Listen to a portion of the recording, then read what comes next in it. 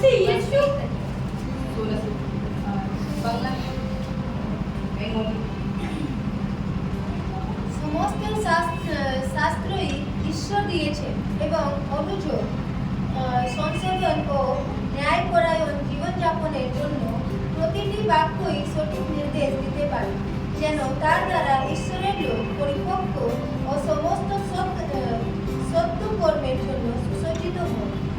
इससे पढ़ना बहुत अच्छा मैं इसका लिखा हुआ समस्त शास्त्री ईश्वर ईश्वर समस्त शास्त्र मतलब कि परमेश्वर में जो भी शास्त्र अलग अलग पार्ट है तो ये पूरा जो बाइबल है समस्त शास्त्र क्या है कोई शास्त्र क्या है परमेश्वर की प्रेरणा से रचा गया है उसके बाद এবং অনুযোগ সংশোধন ও ন্যায়পরায়ণ জীবনযাপনের জন্য প্রতিটি বাক্যই সঠিক নির্দেশ দিতে পারে।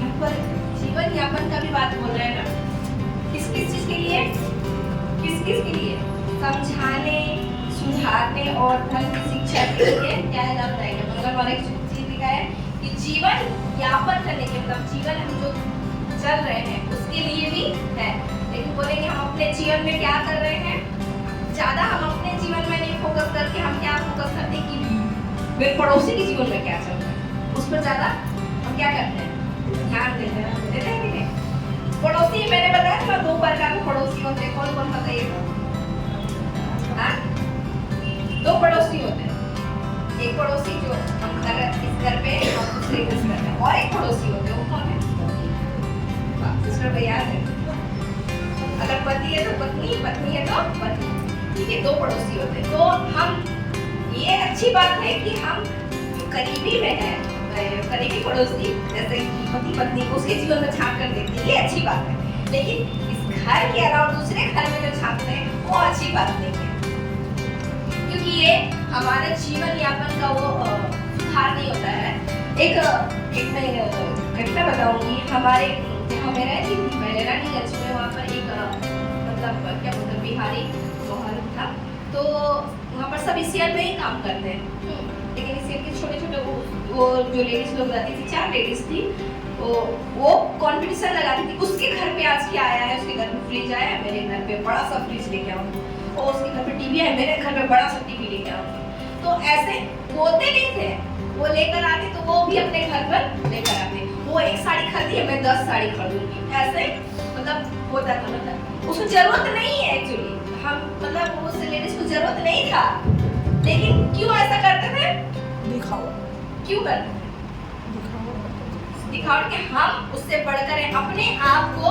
बड़ा क्या करने के लिए साबित करने के लिए एक दूसरे के जीवन में झांक कर देखते कि क्या चल रहा है ये नहीं कि उसके जीवन से मैं क्या सीख पाऊँ इसके लिए नहीं झांकते इसलिए कि उसको मैं बेहतर बन के दिखाऊं एक तरह से ये अच्छी भी बात है एक तरह से ये बुरी भी बात है अच्छी बात इसलिए चैलेंज वहाँ करना है कि हम उससे आगे बढ़ते जाए जो जरूरत है नहीं उस चीज को मुझे दिखाने के लिए कोई फायदा नहीं है खुद का नुकसान होता है तो यहाँ पर बताया जा रहा है मैं वो घटना इसलिए बताई कि हम दूसरे के जीवन में ज्यादा झांकते हैं इसलिए मैं वो घटना बताई यहाँ पर लिखा हुआ है कि संपूर्ण शास्त्र किसके लिए है किससे रचा गया है परमेश्वर की प्रेरणा से रचा गया है ताकि जो उपदेश देते हैं जो प्रचार करते हैं उनके लिए यानी मेरे लिए और समझाने वाले के लिए जो समझा रहे उनके लिए भी सुधारने वाले के जो सुधारते एक दूसरे को समझा कर सुधारते और धर्म की शिक्षा के लिए क्या है लाभदायक धर्म शिक्षा मतलब परमेश्वर के वचन के लिए क्या है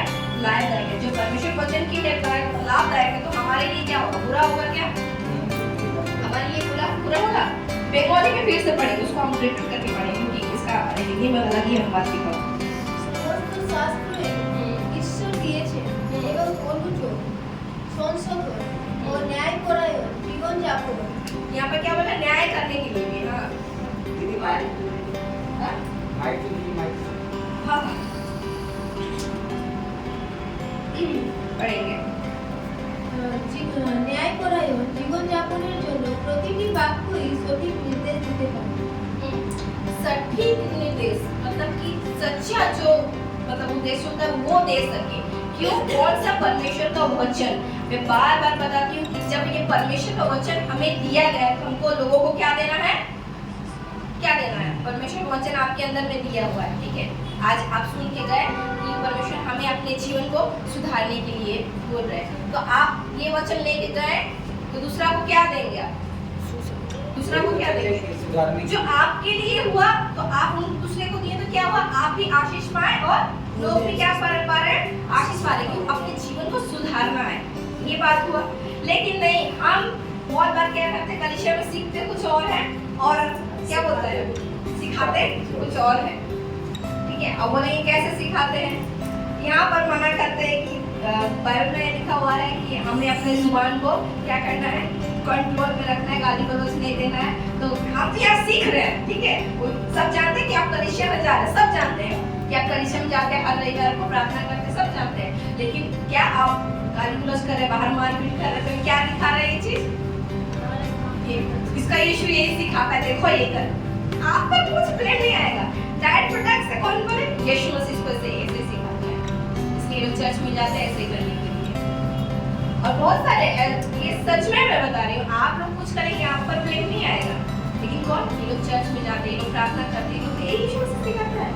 और यीशु मसीह नहीं, वहाँ पर पास्टर सिखाता, तो कौन पास्टर? तो पास्टर को उसी ने सिखाया, इसका मतलब गाली गलौज और मारपीट करना। चलो उसको पकड़ते हैं और मार के पुलिस में दे देते हैं, ऐसा क्या? यहाँ पर इसलिए मैं बार बार बताती हूँ, जो यहाँ पर सीखते हैं अपने जीवन में वही उस काम को करने की कोशिश कीजिए। हालेलुया। अब हम फिर से पार्ट बाय पार्ट पढ़ेंगे हिंदी में, बेंगोली में वही समस्त शास्त्रों भी पढ़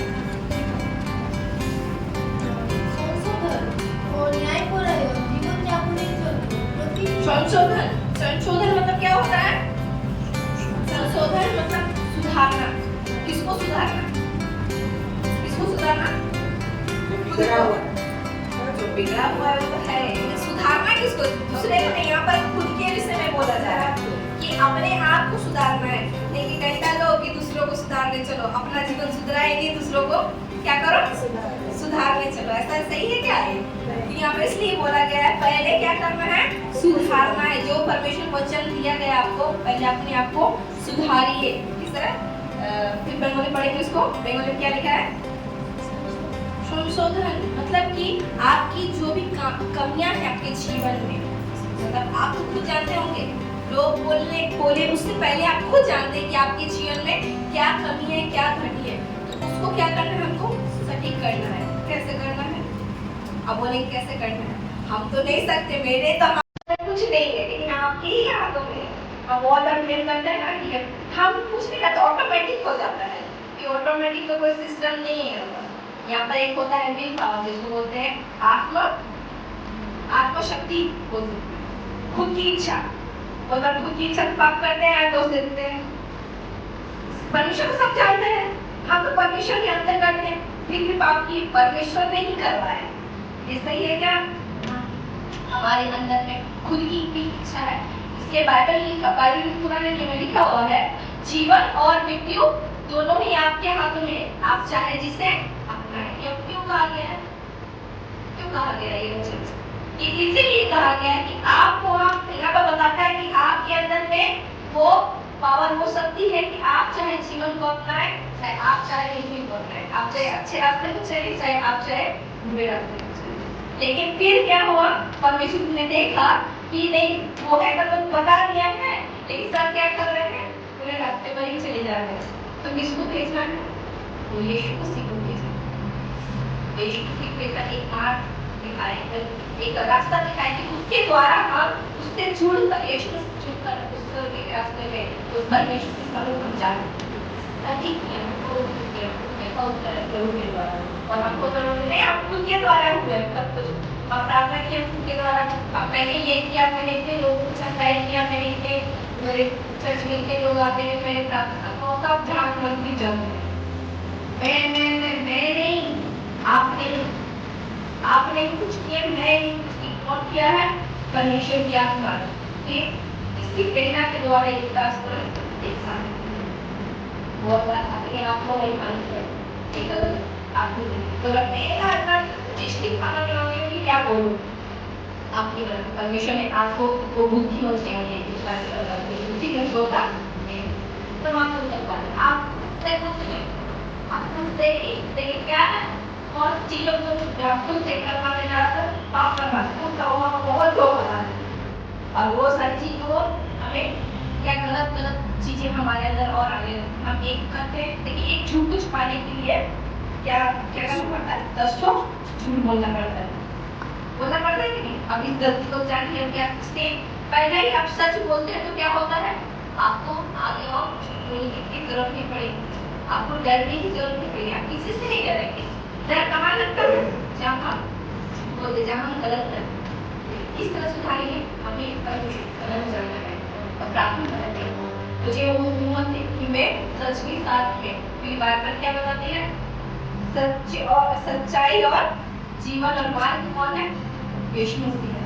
तो हमारे अंदर वो सच्चाई पर अगर झूठ बोल रहे तो आप समझ लीजिए किसका बेकार है, आप नहीं बोल रहे कुछ, आप अपने आप को जांच लीजिए उससे बाहर। आगे पढ़ते हैं उसके बाद তারা ঈশ্বরের লোক পরিপক্ক और समस्त सत्य কর্মের জন্য সুসজ্জিত হয়।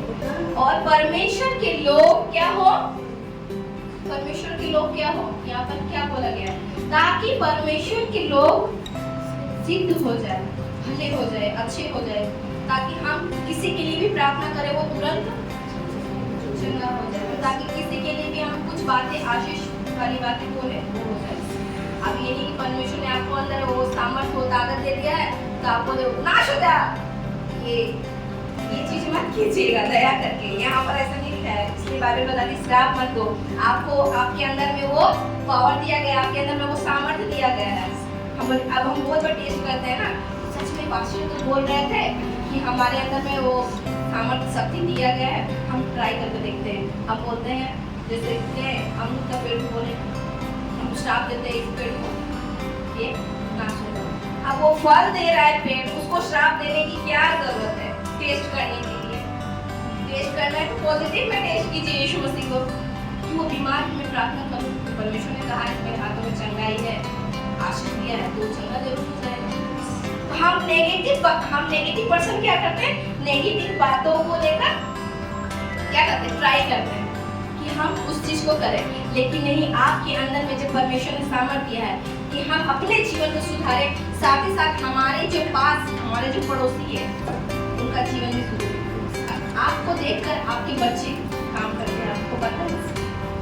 अब मैं बोलूं, आप बोलेंगे क्यों हमको अपना जीवन सुधारना है, तो सच में अगर आपके बच्चे हैं तो आपके बच्चे आपको पहले देखते हैं, पहले बाहर में देखते कि वो क्या कर रहे हैं, वो इंसान क्या कर रहे हैं, मेरे माता पिता क्या कर रहे हैं वो देखते हैं।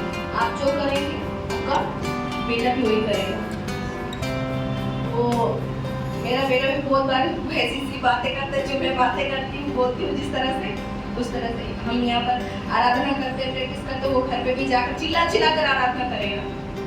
तो वो देख रहा है मुझे, वो देख रहा है, वो कर रहा है, जो अलग अलग जो जिस तरह से बात करता है वो भी उस तरह से करता है, क्योंकि हमारे घर में वो चीज हो रही है तो फिर क्या होगी, बच्चे भी वही चीज करेंगे।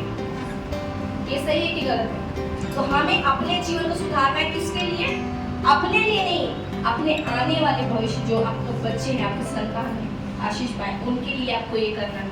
अरे मेरा जीवन तो अब तो खत्म, अब तो हम एकदम 50-60 के हो गए हैं, अब तो आजकल में मर जाएंगे, क्या जीवन सुधारे? नहीं, सुधारना है ताकि आपके बच्चे आपको देखकर आगे बढ़े, आशीष पाए। मैंने अपनी माँ से सीखा है, मैंने अपने वो गर्व के साथ में बोल सके, अगर कुछ गलत करे अगर मैंने अपने माँ से, मैंने अपने बाप से सीखा है, तो टीचर किसको बुलाएगा, माँ बाप को पहले बुलाएगा। बुलाओ कौन है तुम्हारा माँ बाप, देखे क्या सीखा है। गाली गलौज करेंगे कोई जाकर स्कूल में और ट्यूशन में सारी चीजों को करेगा, मारपीट करेंगे वो भी जाकर वही करेगा। मैं अपने माता से सीखा हूँ, अपने पापा से सीखा हूँ, ये सारी चीजों को बोलेगा तो क्या ये चीज आपको अच्छा प्रभाव डालती है क्या? इसलिए हमको अपना जीवन सुधारना है ताकि हमारे जीवन के साथ साथ हमारा फैमिली का भी जीवन आशीषमय होने पाए। और फिर बोलना नहीं है कि हमको हाँ हकीकत हम कर रहे हैं, करना ही नहीं, किसी को बोलना ही नहीं है कि आप क्या कर रहे हैं। आप खुद अपने आप को अपने नजर में खड़े होने के लिए कोशिश कीजिए कि मैं अपने आप को देख सकूं कि नहीं मैं इस जगह में गलत नहीं, लोग बोल रहे तो बोल रहे, अपने आप को खड़ा करने के लिए, ताकि परमेश्वर का जन क्या हो, सिद्ध हो और हर एक भले कामों के लिए तत्पर रहे। यानी जो भी अच्छे कार्य हैं उसके लिए हमको किसी को बोलने की जरूरत न पड़े कि आपको करना है, आपको करना है, आपको करना है, तो वो खुद से आकर बोलेंगे कि मुझे वो करना है, ये चर्च का ये काम है, मुझे वो करना है। वो खुद से आकर बोले। भले कामों के लिए तत्पर रहना मतलब क्या होता है? क्या होता है? रेडी रहना, तैयार रहना। कुछ भी बोले झट से मैं करूँगा, मैं कर रहा हूँ, इस तरह से। भले काम के लिए हमेशा तत्पर रहना चाहिए। आप पास्टर बोले ठीक है देखते हैं, पास्टर आपको फोर्स कर रहा है, वो आप तैयार नहीं है समझ, आप अपने जीवन को अभी तक सुधारे नहीं। आपको आप अगर ऐसी बातें सुधार अपने जीवन में, तो हर एक अच्छे कार्यों के लिए क्या करना है, तत्पर रहना है। आपको जो जिम्मेदारी दी गई है कि आपको ये करना है, वो करना है, आप उसको संपूर्ण रीति से करके आएंगे। या आपको पास्टर या और कोई इंसान बोलना न पड़े कि आप ये किए कि नहीं किए काम, आपको बोलने की जरूरत नहीं, या किसी और को भी बोलने की जरूरत ना पड़े। हमें तैयार रहना है हर एक समय। यीशु मसीह कब आएगा आप जानते हैं क्या? अभी प्रार्थना करें आप भी आ गया, आज ही तो हम वचन सुने पास्टर, आज ही यीशु मसीह आ गए। हमेशा तैयार रहना है अपने जीवन में, ठीक है? आज सुने कल को शायद हो सकेगा आएंगे यीशु मसीह, नहीं कब आ जाएंगे हमें खुद पता है, लेकिन हमें क्या करना है, तैयार रहना है। हर एक बातों में तैयार रहना है, अपने जुबान को, अपने चरित्र को, अपने जीवन को, अपने दिनचर्या को। यहाँ पर बांग्ला में अच्छा लिख रहा है, क्या चीज पढ़ो यहाँ।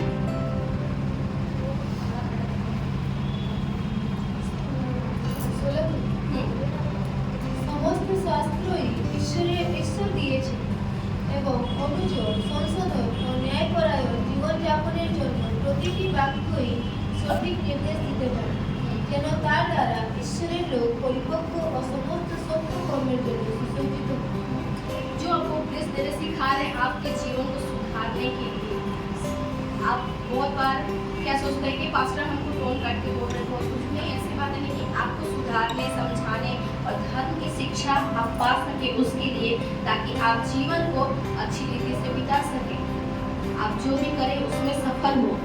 आप सफल होंगे तो क्या अल्लाह के सब पास्टर को दे देंगे, आशीष पाएंगे। तो पास्टर आज आपने बोला था ना, मैंने वो किया, आशीष पाया, मैं आपके लिए ला रहा हूँ, ऐसा कुछ तब तो पास्टर को याद ही नहीं रहता है।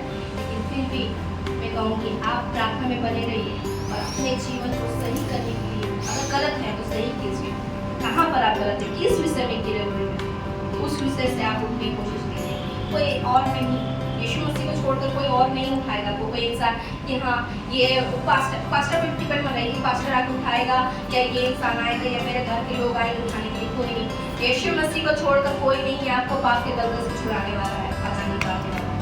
आप उन पर भरोसा रखिए, अपने जीवन से यीशु मसीह को प्रचार कीजिए। कोई इंसान का प्रचार करेंगे कोई फायदा नहीं, कोई फायदा नहीं, मतलब उसमें आशीष ही नहीं है कि ये इंसान ऐसा किया, वो उसने ऐसा किया। जो जिसने किया परमेश्वर चाहता है, परमेश्वर समझेगा। आप अपने जीवन को सुधारिए। हालेलुया। आइए हम सब खड़े हो जाते हैं।